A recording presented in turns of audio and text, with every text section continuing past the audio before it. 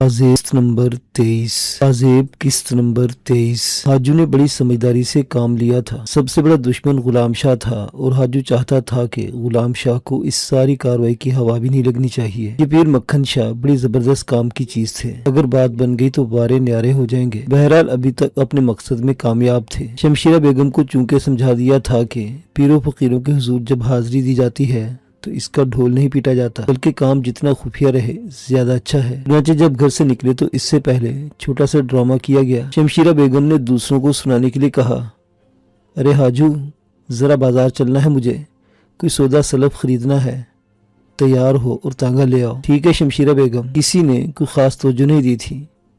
अक्सर ऐसा हो जाता था। गर्ज ये कि हाजू के साथ नीचे उतरी और तांगे में बैठकर चल पड़ी। हाजू को भी इत्मीनान था, किसी को कोई शुबा नहीं हो सका था। तांगा सफर करता रहा और आखिरकार उस इलाके में पहुंच गया जहां पीर मक्खन शाह साहिब जलवा फरोज थे। आसपास सूद फैला हुआ था और कोई इंसान नजर नहीं आ रहा था। वक्त भी ऐसा मुंतखब किया गया था कि ज्यादा चहल पहल ना हो। तांगे से उतरने के बाद तांगे वाले से कहा कि वो थोड़ी दूर जाकर इंतजार करे, इसे पूरा मुआवजा दिया जाएगा। चुनांचे तांगे वाला एक दरख्त की छांव में जाकर खड़ा हो गया। हाजू ने शमशीरा बेगम को इशारे से बताया कि वो देखो, मक्खन शाह साहिब बैठे हैं। मक्खन शाह पालती मारे आंखें बंद किए बैठे थे। हाथ में हजारा तस्बीह हिल रही थी, चेहरे पर जलाल था। शमशीरा बेगम ने सरगोशी के आलम में कहा, हाजू, मेरा तो दिल कांप रहा है, न जाने क्या होगा क्या है शमशीरा बेगम, दुआ मांगो। अगर मुर्शिद की नजर हो गई तो यूं समझो कि सारे दिल दर्द दूर हो जाएंगे। दिल की सारी बातें कह देना। और आहिस्ता आहिस्ता दोनों पीर साहिब के पास पहुंच गए। मक्खन शाह की आंखें इसी तरह बंद थी। जाहो जलाल में कुछ और ज्यादा इजाफा हो गया। दफतन उन्होंने अपनी सुर्ख आंखें खोली और गुस्सीले अंदाज में बोले, क्या बात है, क्यों आए हो तुम लोग? हीरा मंडी की शमशीरा हमारे पास कैसे आ गई?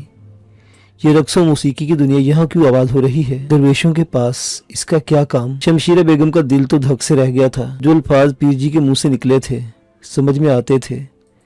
गोया बंद आंखों से पहचान लिया था कि कौन हो सकता है। शमशीरा बेगम दोजानू बैठ गई। हाजू ने भी यही किया। मक्खन शाह ने गुस्सैली निगाहों से इन दोनों को देखा और कहने लगे, हमने सवाल किया था, जवाब नहीं मिला। हुजूर, हाजतमंदी आपकी खिदमत में हाजिरी दे सकते हैं, खा वो कहीं से भी आए, ज़रूरतमंद हैं और इंसान हैं तो दरवेशों की खिदमत में पहुंचेंगे। मतलब परस्ती, सिर्फ मतलब परस्ती, अपने मतलब से आए हो, सताए हुए हो। शमशीरा बेगम, बड़ी रौनक है तुम्हारे दम से, कहो क्या हाल है तुम्हारी बेटियों का? तीनों की तीनों सरकश है तुमसे, तीनों की तीनों बागी हैं। एक अपनी अलग महफिल सजाए हुए है और दो हैं कि तुम्हारी सुनती ही नहीं। और तुम साज बजाने वाले क्यों आए हो मेरे पास? चलो ठीक है, मतलब बताओ और जाओ यहाँ से। शमशीरा बेगम 2 कदम आगे खिसकी। वो बहुत ज़्यादा मुतासिर हो गई थी। जो कहा जा रहा था मामूली बात नहीं थी। गोया सारा कच्चा छठा बयान किया जा रहा था। फासला कायम रखो। हुजूर, दर दौलत पर हाजिरी दी है तो कुछ लेकर ही जाऊंगी, हटूंगी ही नहीं यहाँ से। हटती हुई जानते हैं, कौन नहीं जानता। लो इलायचियाँ खाओ। पीर साहब ने गुदली से इलायचियाँ निकाली और 2 इलायचियाँ दोनों को दी। इन्हें बड़ी अकीदत के साथ कबूल करके मुंह में रख लिया गया। पीर साहिब बोले, ये तो चाहती हो ना कि तुम्हारी रौनकें बहाल हो जाए और वो जो दुश्मनी पर आमादा है गुलाम बन जाए। क्यों, यही बात है ना? 5 दुश्मन रास्ता रोके हुए हैं। क्यों, गलत कहा मैंने? नहीं हुजूर, नहीं मुर्शद, नहीं पीरे बाकमाल, आपने तो जैसे मुझे अंदर तक देख लिया है। अरे हमें क्या जरूरत पड़ी तुम्हारे अंदर देखने की? बाहर से बात करो। वो लड़का नवासा है ना तुम्हारा, क्यों सुलग रही उसके तस्वुर से? सब ठीक हो जाएगा, लेकिन ठीक होने के लिए भी तुम्हें बहुत कुछ करना होगा। सदके जाऊं हुजूर, सदके जाऊं, कैसे बाकमाल बुजुर्ग हैं आप।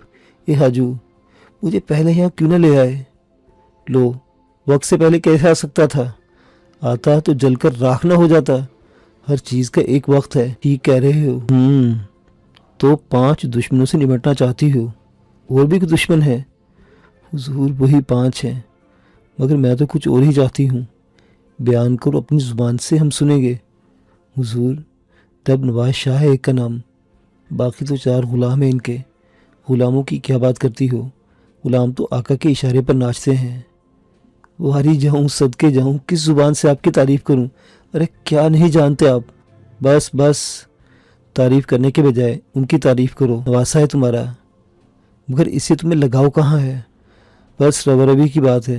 ठीक है, तुम जो कुछ चाहोगी हो जाएगा। हुजूर मैं चाहती हूँ कि रब नवाज शाह कोसर जहाँ का दम भरने लगे, इसके तलवे चाटने लगे, जो कुछ इसके बेटे को दिया है वो कोसर जहाँ के हवाले कर दें, और हुजूर कोसर जहाँ के जितने मतवाले हैं वो गजाला और शबाना की तरफ मुतवज्जो हो जाए।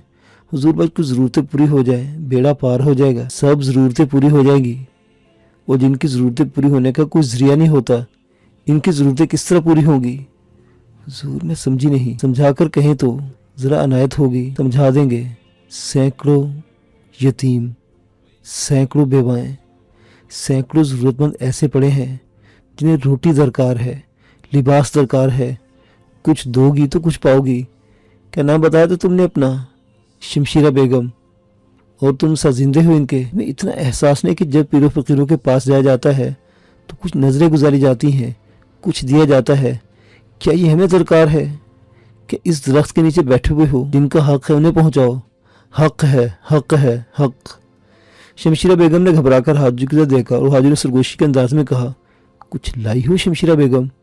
अरे पहले से कुछ कहते तो ले आती। कमाल की हो। सच्ची बात तो यह है कि नज़र न्याज के लिए तो कुछ करना ही था। हाजू मियाँ हाथ जोड़कर बोले, हुजूर साईं मक्खन शाह, बस मुरादें पूरी हो जाए, आप हुक्म फरमाते रहें। बताइए क्या पेश किया जाए? जो कह रहा हूँ इसे गौर से सुनो। यहाँ एक करीबी घराना है, सैयद लोग हैं वो, पैसे पैसे को तरसे हुए हैं, बीमारियों ने घर देखा हुआ है। 20,000 रुपये वहाँ पहुँचाने हैं, पता जहन में रख लो। इसके अलावा एक यतीम खाना है, 15,000 रुपये यतीम खाने को देने हैं। एक ऐसी जगह है जहाँ बेवाओं की परवरिश होती है, 15,000 रुपये वहाँ पहुँचाओ। जब ये रकम वहाँ पहुँच जाएगी तो हम अपने अमल का आगाज़ कर देंगे। दवा के साथ दुआ भी दरकार होती है, दवाएं पहुँचे तो दुआ कारगर हो। 50,000, 50,000। शमशीरा बेगम का कलेजा एक बार फिर मुंह में आ गया था। तुमने सुना? जाओ, जो चाहोगी वो हो जाएगा और नतीजा कुछ ही दिनों में जाहिर हो जाएगा। लेकिन उस वक्त जब दुआएं पहुंचेंगी, दुआएं अव्वल हैं, दुआएं आखिर हैं, हक है, हक है, हक है। मक्खन शाह ने आंखें बंद कर ली, तस्बीह पर विर्द शुरू हो गया। हाजू ने उधर देखा, फिर सरगोशी के अंदाज में बोला, ठीक है, दिल को कुछ इत्मीनान हुआ। हाँ, शमशीरा बेगम ने फूले हुए सांस के साथ कहा, तो आओ वापस चलें। चलो। शमशीरा बेगम उठ गई। हाजू आहिस्ता आहिस्ता तांगे की तरफ बढ़ रहा था और शमशीरा बेगम को चोर निगाहों से देख रहा था। आखिरकार दोनों तांगे में जा बैठे। तांगा हीरा मंडी की तरफ चल पड़ा। हाजू ने कहा, खर्चा कुछ ज़्यादा ही बता दिया पीर मक्खन ने। छोड़ो शमशीरा बेगम, कहाँ 50,000 रुपये खर्च करती फिरोगी? पता नहीं ये काम हो या ना हो। अरे हाजू, ज़ुबान को लगाम दो। तुमने देखा नहीं कैसे पहुँचे हुए बुज़ुर्ग हैं, और मेरे मुंह से तो कुछ भी ना निकला और उन्होंने सब कुछ साफ साफ बता दिया। वो तो ठीक है शमशीरा बेगम, लेकिन खर्चा कुछ ज़्यादा नहीं है, कोई रायत नहीं मांगी जा सकती है। मैं कहती हूँ बंद रखो, खर्च तो करना ही पड़ेंगे। हाय 50,000 रुपये, मगर इसके बदले में लाखों रुपया आ जाएगा तो क्या हर्ज है? ठीक है, जैसी तुम्हारी मर्जी। हमारी क्या मर्जी, हम तो तुम्हारे ही भले को सोचते हैं। मुझे लग रहा कि मेरा भला इसी में है कि हाजू को मैं 50,000 रुपये खर्च कर दूं और 50 लाख कमा लूं। बिल्कुल सही कह रही हो, लेकिन हमारा भी तो कुछ ख्याल कर लिया करो। ज़ुबान बंद रखो हाजू, किसी को कानू कान खबर ना हो। जो पीर साहिब ने कहा वो कर देना। अरे बड़े बाकमाल आदमी है, मैं तो पागल हो गई हूँ। हाजू शाने हिलाकर खामोश हो गया, लेकिन दिल ही दिल में लड्डू फूट रहे थे। चारों तरफ रोशनी ही रोशनी फैल गई थी। आधे आधे पर मामला तय हुआ था। मक्खन शाह से 25,000, गोया पूरे 25,000। और हाजू पर नशे की सी कैफियत तारी हो गई। बस एक ही दुआ थी इसकी कि खुदा इसका ये अमल गुलाम शाह की आंखों से महफूज रखे। इधर शमशीरा बेगम की गहरी सोचों में डूबी हुई थी। पीर साहब ने जिस तरह रोशन ज़मीरी का मुजाहरा किया था वो तो बेमिसाल था। खुदा करे ये सब कुछ हो जाए, रब नवाज शाह जाल में फंस जाए तो फिर हरे ही हरे हैं। शाहजी ने इकराम को जिस स्कूल में दाखिल कराया था वो लाहौर के म्यारी स्कूलों में शुमार होता था, जिसकी जानिब नीचे तबके के लोग देखने की जुर्रत भी नहीं कर सकते थे। बात सिर्फ लाहौर के उमरा की नहीं थी, बल्कि दूर दराज मुकामात से बड़े बड़े चौधरियों और जागीरदारों के बच्चे इसी स्कूल में तालीम हासिल करते थे। बहुत वसी और इस इलाके में स्कूल कायम था। शानदार हॉस्टल, स्कूल को चलाने के सिलसिले में बड़े बड़े लोग मुतय्यन किए गए थे। इनका मेयार इंतहाई बुलंद था और इस स्कूल में आने वाले किसी भी बच्चे के बारे में ये बात पूरे वसूख से कही जा सकती थी कि وہ کسی اعلیٰ خاندان کا چشم و چراغ ہے۔ اکرام اسی اسکول میں تعلیم حاصل کرتا تھا۔ اس کی انتہائی قیمتی کار خود اس کی شخصیت، قیمتی لباس سے آراستہ، حسین ترین سبک نقوش والا چہرہ جو نیلی آنکھوں سے سجا ہوا تھا اور دیکھنے والے کی نگاہ ایک بار اس پر اٹھتی تو بار بار دیکھنے پر مجبور ہو جاتی۔ اس کا معیار زندگی انتہائی بلند کر دیا گیا تھا اور کوئی بھی یہ نہیں کہہ سکتا تھا کہ وہ کسی اچھے خاندان یا پھر کسی بڑے جاگیردار کا بیٹا نہیں ہے۔ ولدیت میں رب نواز شاہ کا نام لکھا ہوا تھا اور دیکھنے والے یہ سمجھ جاتے تھے کہ جس شان اور جس سجدھج سے وہ اسکول میں داخل ہوتا ہے، اس سے یقینی طور پر اس بات کا اظہار ہوتا ہے کہ وہ کسی بہت بڑے جاگیردار کا بیٹا ہے۔ بہرحال یوں تو شناسا اور دوستوں میں بہت سے لوگ شامل تھے، لیکن ایک لڑکے علی شاہ سے اس کی بڑی گہری دوستی تھی۔ علی شاہ خود بھی ایک بہت بڑے چودھری کا بیٹا تھا۔ اس کے باپ کا نام نادر شاہ کسی تعارف کا محتاج نہیں تھا۔ کئی بار علی شاہ نے اکرام کو اپنے گھر آنے کی دعوت دی تھی اور اکرام نے اس سے وعدہ کیا تھا کہ کسی مناسب وقت پر وہ اس کے گھر ضرور چلے گا۔ علی شاہ نے درجنوں بار اپنے خاندان سے اس خوبصورت لڑکے کی بات کی تھی جس کا نام اکرام تھا۔ بہت سے دوسرے لڑکے بھی شامل تھے اور بچپن کی جو ایک مخصوص عمر ہوتی ہے اور اس عمر کے جو مسائل ہوتے ہیں وہ ان کے ساتھ بھی موجود تھے۔ بہت سے لڑکے ان کی دوستی سے جلتے بھی تھے، جن میں سب سے نمایاں نام ایک چودھری کے بیٹے راجہ سخاوت کا تھا۔ راجہ سخاوت پورے اسکول میں سب سے قداور چوڑا چکلا نوجوان تھا اور یہ دیکھ کر دوسرے لوگ ہنستے اور مسکراتے تھے کہ وہ اسی تنوتوش کے ساتھ تعلیم کے معاملے میں بالکل صفر تھا اور کئی بار اس سلسلے میں اس پر نکتہ چینی بھی ہو چکی تھی۔ اس کی عمر بے شک اتنی زیادہ نہیں تھی، لیکن قد و قامت بڑھ گیا تھا اور اس کی وجہ بھی راجہ دلاور یعنی اس کے باپ کی بے پناہ محبت تھی، کیونکہ وہ اس کا اکلوتا بیٹا تھا۔ اکرام کسی سے بھی پرخاش نہیں رکھتا تھا، ہر ایک سے اچھے انداز میں ملنا اس کی فطرت تھی۔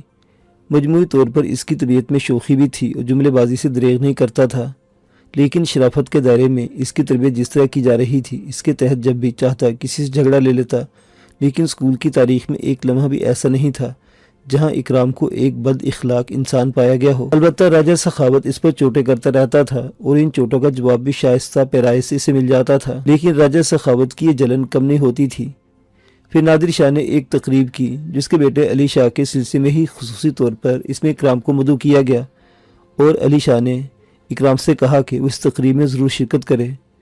بات شادی تک پہنچی تو شادی نے اسے جانے کی اجازت دے دی اور ایک انتہائی قیمتی تحفہ بھی اسے خرید کر دیا جو کسی جاگیردار کی شایان شان تھا۔ ایک انتہائی شاندار کار اور اس پر انتہائی حسین لباس میں ملبوس اکرام جب نادر شاہ کی کوٹھی کے دروازے سے اترا تو سینکڑوں نگاہوں نے اس کا طواف کیا۔ شانی نرالی تھی، اتنا حسین لگ رہا تھا کہ اس کے بعد چراغوں کی روشنی کم ہو گئی تھی۔ بڑی سی حویلی کے بڑے سے دروازے کے اندر کے حصے میں مہمانوں کے لیے بندوبست کیا گیا تھا اور بہت شاندار اہتمام نظر آ رہا تھا۔ علی شاہ نے آگے بڑھ کر اکرام کو گلے سے لگایا اور دور بیٹھے ہوئے کسی شخص نے اکرام کے بارے میں پوچھا، یہ بچہ کون ہے؟ پتہ نہیں، کسی اچھے گھرانے کا ہی معلوم ہوتا ہے۔ اکیلا آیا ہے؟ ہاں، ہو سکتا ہے پنجاب کے کسی نواحی شہر سے آیا ہو اور ہاسٹل میں رہتا ہو۔ لوگ تبصرے کرتے رہے۔ اکرام سبھی کی نگاہوں کا مرکز بن گیا تھا۔ ادھر راجہ دلاور بھی اپنے بیٹے کے ساتھ آیا تھا اور تقریب بڑی دلچسپی سے چل رہی تھی۔ راجہ سخاوت نے اپنے باپ کو بتایا، وہ اکرام ہے۔ کون اکرام؟ ہمارے اسکول میں ہی پڑھتا ہے۔ اچھا، وہ نیلی آنکھوں والا لڑکا کہاں کا رہنے والا ہے؟ بہت بڑے آدمی کا بیٹا معلوم ہوتا ہے۔ رہتا کہاں ہے؟ یہیں لاہور میں۔ اچھا، باپ کا نام کیا ہے؟ رب نواز شاہ۔ نام تو سنا ہوا نہیں لگتا، مگر بچہ بہت خوبصورت ہے۔ میری اس سے چلتی ہے۔ ارے کیوں؟ بس وہ مجھے اچھا نہیں لگتا۔ تیرا اس کا کیا مقابلہ بیٹے؟ تیرے سامنے تو واقعی کوئی بھی اچھا نہیں لگتا، راجہ دلاور نے کہا۔ علی شاہ اکرام کے آ جانے کے بعد دوسرے لڑکوں سے بالکل الگ تھلگ ہو گیا تھا۔ تقریب مکمل ہو گئی، سب ایک دوسرے سے ہنسی مذاق کرنے لگے۔ اتفاق کی بات یہ کہ اس وقت راجہ دلاور نادر شاہ کے پاس ہی موجود تھا۔ جب اکرام اور علی شاہ ٹہلتے ہوئے اس کے پاس پہنچ گئے، نادر شاہ نے اکرام کو آواز دے لی، بیٹے ادھر آؤ، بات تو سنو۔ بھائی کچھ ہم سے بھی باتیں کرو۔ اکرام ادب سے آ کر بیٹھ گیا۔ علی شاہ بھی قریب بیٹھ گیا۔ بیٹے آپ کے والد صاحب کا نام رب نواز شاہ ہے؟ جی۔ تقریب میں وہ نہیں آئے؟ ان کا خیال تھا کہ یہ تقریب صرف بچوں کے لیے ہے۔ اوہو اچھا، دعوت نامے میں وضاحت نہیں کی گئی۔ تمہاری والدہ ہیں؟ جی ہاں، اللہ کے فضل سے۔ بڑی خوشی ہوئی تم سے مل کر، اور کیا کرتے ہو؟ راجہ دلاور نے بھی گفتگو میں حصہ دیا اور پھر بول پڑے، ویسے ایک بات ہے نادر شاہ، شیر کا بیٹا شیر، اور باقی میں کیا کہوں، لڑکوں میں جان ہی نہیں آج کل، لڑکیاں بنے پھرتے ہیں نرم و نازک۔ مرد کی شان تو یہ ہے کہ جہاں کھڑا ہو جائے نگاہیں اس کی جانب اٹھ جائیں۔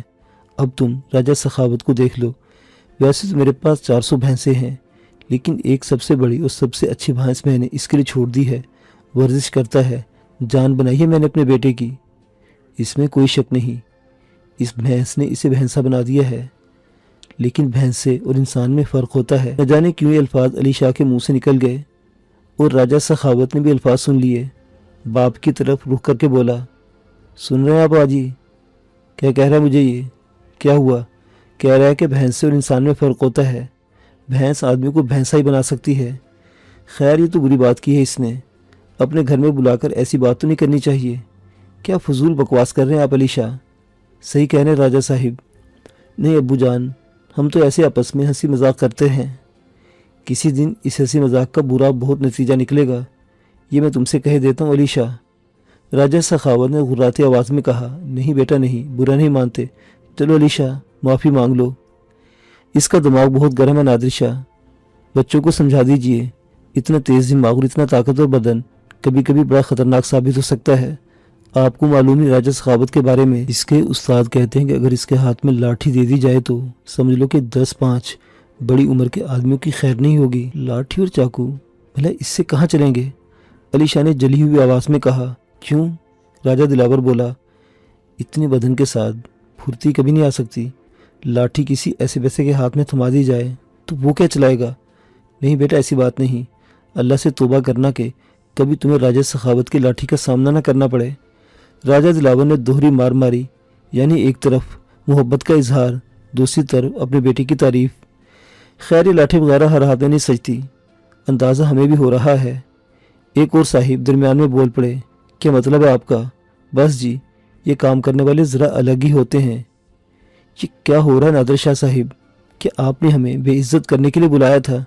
بھائی یہ تو دلچسپ باتیں جو ہو رہی ہیں دوستوں کے درمیان، اس میں بے عزتی کا کیا سوال ہے؟ اگر ایسی ہی کوئی بات ہے تو کسی دن راجہ سخاوت کے ہاتھ دیکھ لیں آپ۔ ارے نہیں، یہاں دنگل نہیں ہو رہا، دنگل بھی ہو سکتا ہے، رکھ لیجئے کسی دن، ان صاحب نے کہا۔ تو پھر آپ ایسا کریں کہ کل ہی آ جائیں، شام کو 4 بجے استاد آتے ہیں اور بہت سے ہنر سکھاتے ہیں، آ جائیے آپ کل شام کو، ضرور آئیں گے اور دیکھیں گے۔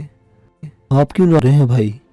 یار ناراضگی کی بات نہیں، اب دیکھیں نا بچے پر مسلسل چڑھائی ہو رہی ہے، بھائی بچوں کی بات بچوں میں رہنے دی جائے۔ اب آئیے تو صحیح، کل آپ کو ہم تماشا دکھاتے ہیں۔ ٹھیک ہے آ رہے ہیں ہم۔ بہرحال باپ بیٹے بری طرح جھلائے ہوئے تھے اور یہ بات خود نادر شاہ نے بھی محسوس کر لی تھی، لیکن علی شاہ بھی جھلا گیا تھا۔ اس نے اکرام سے کہا، اکرام کل ضرور چلنا ہے، ذرا دیکھیں گے کہ یہ بھینسا کس طرح لاٹھی کے کمالات سیکھ رہا ہے۔ اکرام ہنس کر خاموش ہو گیا تھا، اس کے اپنے نزدیک کوئی ایسی بات نہیں ہوئی تھی، ویسے شاہ جی کی طرف سے اسے آزادی ملی ہوئی تھی، جہاں چاہے آ جا سکتا ہے۔ چنانچہ دوسرے دن جب وہ صاحب جن کا نام غیاث احمد تھا ان لوگوں کے پاس پہنچ گئے تو اکرام کو بھی علی شاہ کے ساتھ چلنا پڑا اور پھر یہ لوگ راجہ دلاور کی حویلی کی طرف چل پڑے۔ راجہ صاحب انتظار کر رہے تھے۔ اندر کا منظر بڑا دلچسپ تھا۔ راجہ سخاوت نے لنگوٹ کسا ہوا تھا اور بائیں طرف جو جگہ ورزش وغیرہ کے لیے بنائی گئی تھی وہاں موجود تھا۔ اس کے ساتھ اس کے استاد بھی تھے، یہ صرف فنون حرب سکھایا کرتے تھے۔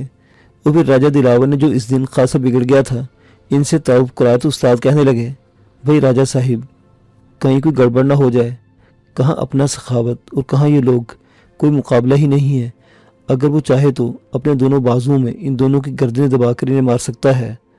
واہ استاد واہ، کیا آپ اپنے شاگرد کو قتل و غارت گری سکھا رہے ہیں؟ نہیں صاحب، جو میں کہہ رہا ہوں صحیح کہہ رہا ہوں، جب دماغ گرم ہو جاتا ہے تو سب کچھ ہو جاتا ہے۔ اکرام نے کہا، کہ لاٹھی کا کھیل کھیلتا ہے یا چاقو کا؟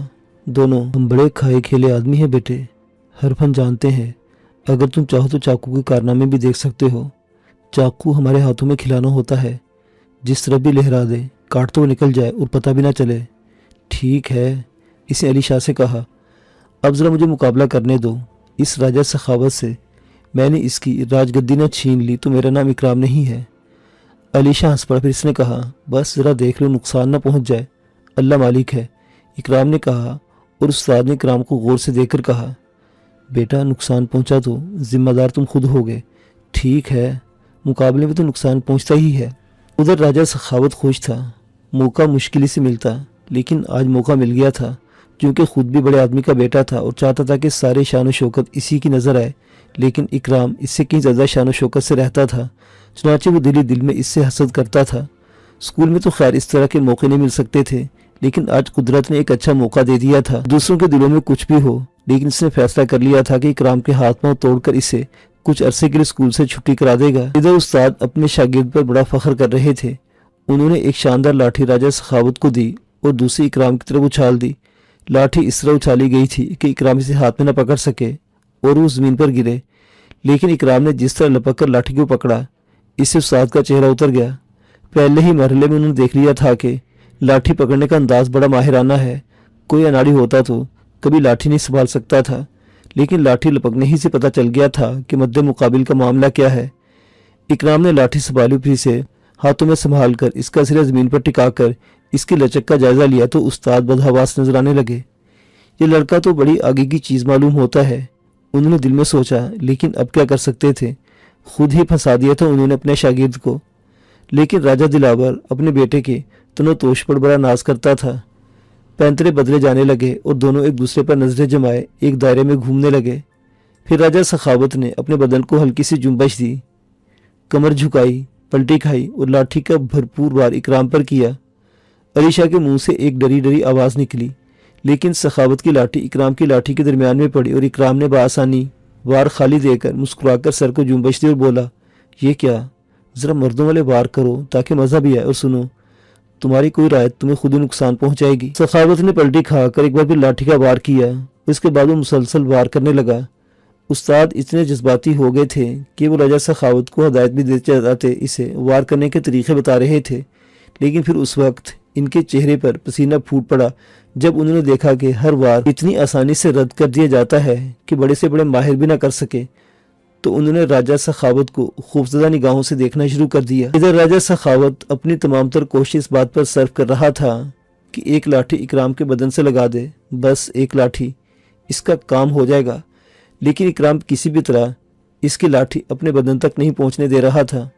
ये बात उस्ताद ने खुद भी देखी थी कि इकराम को बेशुमार बार इस बात का मौका मिला था कि अगर वो चाहता तो राजा सखावत पर वार कर सकता था, लेकिन इसने बड़ी लापरवाही से इसे टाल दिया और मुसलसल राजा सखावत को धुका रहा था।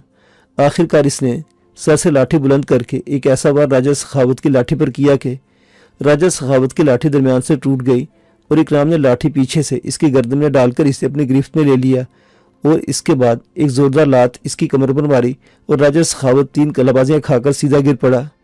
यहाँ जितने लोग थे वो फटी फटी निगाहों से इकराम को देख रहे थे। इकराम ने गर्दन खम की और कहा, जी उस्ताद। उस्ताद तो कुछ ना बोले। राजा दिलावर ने बिगड़े हुए लहजे में कहा, ये सिखाया है तुमने इस बैल के पट्ठे को? इशारा राजा सखावत की तरफ था। बात ये नहीं राजा साहिब, बल्कि ये बच्चा किसी अच्छे उस्ताद का सीखा हुआ है। हम पैसे ज़रूर लेते हैं आपसे, लेकिन अब जब बात सामने आई है और जो कुछ हमने देखा है तो ये एतराफ़ के बगैर नहीं रह सकेंगे कि लड़का बहुत बड़ा है। बकवास करने में तो आपका कोई सानी नहीं। छोड़े उस्ताद साहिब, अब अगर कोई और फन आजमाना चाहते हैं तो मैं हाजिर हूँ। इकराम ने कहा, जी तो चाहता है। क्या ख्याल है राजा साहिब? क्या मतलब है आपका? वो लड़के, तुम और क्या दिखाना चाहते हो? राजा दिलावर ने कहा। उस्ताद ने चाकू के बारे में बात की थी। चाकू का मुझे भी शौक़ है। हाँ, ज़रा देखिए कितना जानते हो तुम इस बारे में। उस्ताद ने अपने लिबास से 2 चाकू निकाले और सामने रख दिए। अरे ये क्या कर रहे हैं आप? राजा सखावत को तो आपने चाकू अभी ठीक से सिखाया ही नहीं। राजा दिलावर ने परेशान लहजे में कहा, नहीं, चाकू का खेल सखावत नहीं दिखाएगा, बल्कि हमें संभाले हुए हैं।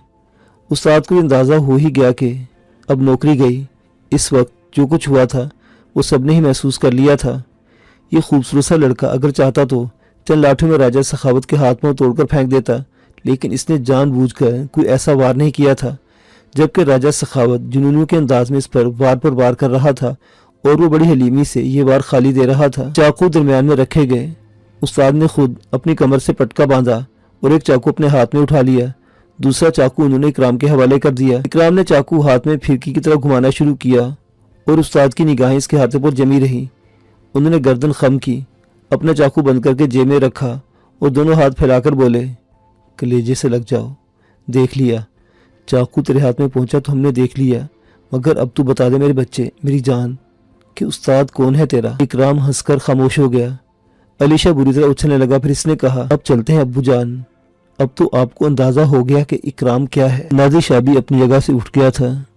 इधर राजा दिलावर इस तरह घिन खा गया था कि इसने अखलाकन भी इन लोगों से रुकने के लिए नहीं कहा। अलबत्ता उस्ताद साथ ही साथ बाहर निकल आए थे। उन्होंने हंसकर कहा, रोटी कपड़ा देना तो अल्लाह का काम है, लेकिन आज जो कुछ देखा इसे देखकर जी खुश हो गया। सच्ची बात यह है कि हमने गलत लड़के को मर्द बनाने की कोशिश की थी। लगता है राजा साहिब आपसे नाराज़ हो गए। हो जाएं, अब क्या नाराज़ हो जाएंगे। इससे पहले कि वो हमारी गर्दन पकड़कर हमें बाहर निकालते हम खुद चले आए। फ़न के सुदागर नहीं है बेटा, बल्कि फ़न के कदरदान है। जीते रहो, अल्लाह तुम्हें लंबी ज़िंदगी दे कि तुम्हारे माँ बाप का जी खुश रहे। कभी जी चाहे तो हमारे पते पर आ जाना, बहुत जी खुश किया है तुमने। तो आपसे में नादिर शाह ने कहा, इकराम तुम जितने प्यारे बच्चे हो, आज तुमने हमें उतना ही हैरान भी कर दिया है। किसी वक्त तुम्हारे वालिद साहब से मुलाकात करेंगे, समझे। भाई अली शाह, किसी दिन इकराम के घर चलेंगे, ज़रा इनका पता वगैरह मालूम कर लेना। अली शाह खुशी से फूला नहीं समा रहा था।